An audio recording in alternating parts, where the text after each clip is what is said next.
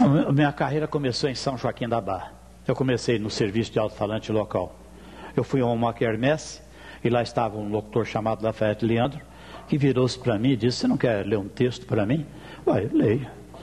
E ali estavam as pessoas que no futuro iriam instalar a Rádio São Joaquim: Abrão Mauad e Ari Campos, que era um dos grandes locutores da época, que atuava na Rádio América em São Paulo. E eu lá fui para ler. Você quer saber o primeiro erro que eu cometi na minha vida de locutor? Eu lia um texto do creme dental Gessi, que dizia: "A espuma gostosa do creme dental", e eu li: "A escuma gostosa do creme dental", e todo mundo se virou e olhou para mim, como se, para me gozar. Então, ali começou a minha carreira. Eu fui para o serviço de alto-falantes.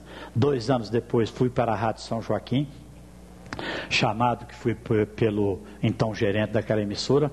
Ali comecei a minha vida de radialista. A minha família eu formei toda ela baseada no rádio. Tem muita gente que pergunta se rádio dá para viver. Eu posso dizer, tudo depende da própria pessoa. Então, ali eu fiquei até 1963. Em 63, Alfredo Tristão Sampaio assumia a direção da Rádio Hertz de Franca. Esteve em São Joaquim, sabia que eu narrava futebol, e ele me chamou para fazer um teste na Rádio Hertz. E eu saí de São Joaquim, vim a Franca fazer o teste. Qual não foi a minha surpresa? Quando eu entrei na rádio, o diretor artístico fora um locutor que estivera em São Joaquim, e eu havia ajudado ele a resolver um problema sério lá em São Joaquim da Barra. Ele falou: "Teste? Vai fazer o jornal junto com o Frank Luiz, que estava fazendo o jornal." Meu teste foi direto para o microfone da Rádio Hertz.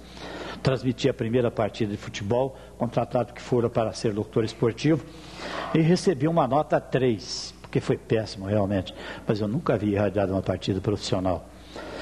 E, por coincidência, na semana seguinte havia um jogo de basquetebol entre Franca e a representação, se não me falha a memória, do Palmeiras ou Sírio, uma coisa assim. E nessa equipe tinha Emil Rached, de 1,32 m. Quem era meu repórter volante?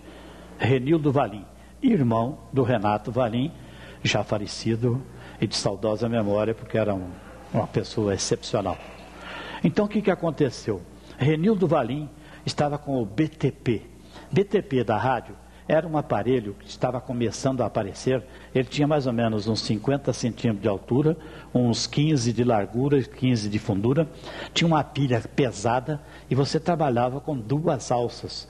E ele tinha o microfone na sua frente. Então você tinha que, para entrevistar, você virava para o interlocutor e depois virava para você. Era um peso danado. Renildo Valim resolve entrevistar Emil Rached. Renildo Valim tinha 1,50 m, se muito. E o Renildo levantou o aparelho para entrevistar. E o Emil pegou, pôs a mão na cintura e agachou. No que ele agachou, o estádio inteiro fez vá, como se tivesse todo mundo querendo observar o Renildo naquela cena, que eu não me esqueço jamais.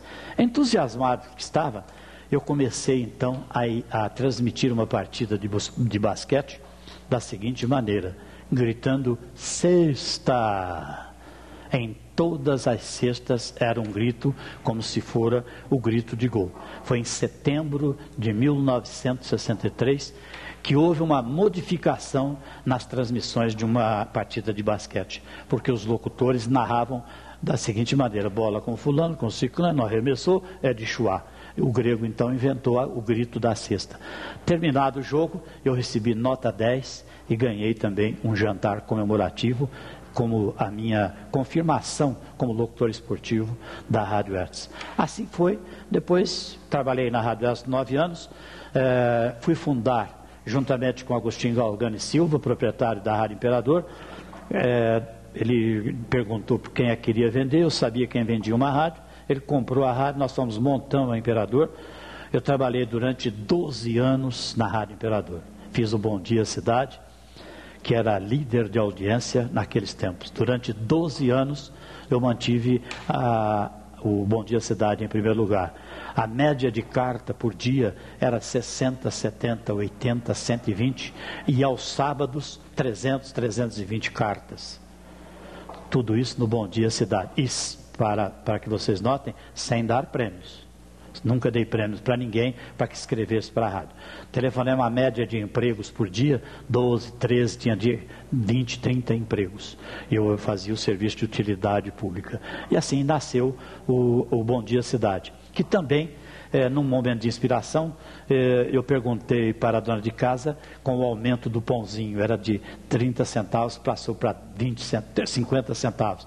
E eu comecei a falar mal dos padeiros de Franca. Aí eu virei e disse, mas nós temos que ensinar a pessoa a fazer pão. Vamos fazer pão em casa? Vamos. E eu sei fazer pão, ensinei.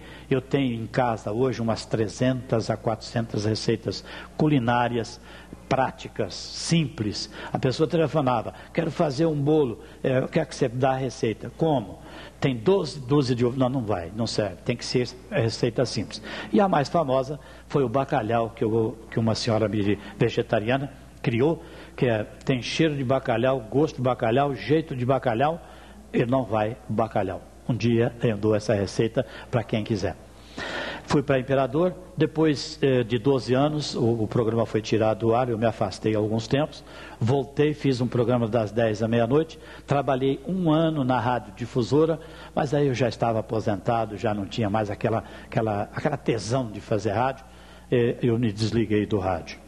A minha carreira é esta, sempre foi rádio. Criei minha família fazendo rádio, um rádio honesto, que procurou oferecer ao público ouvinte as informações e todo o serviço de utilidade pública que era necessário.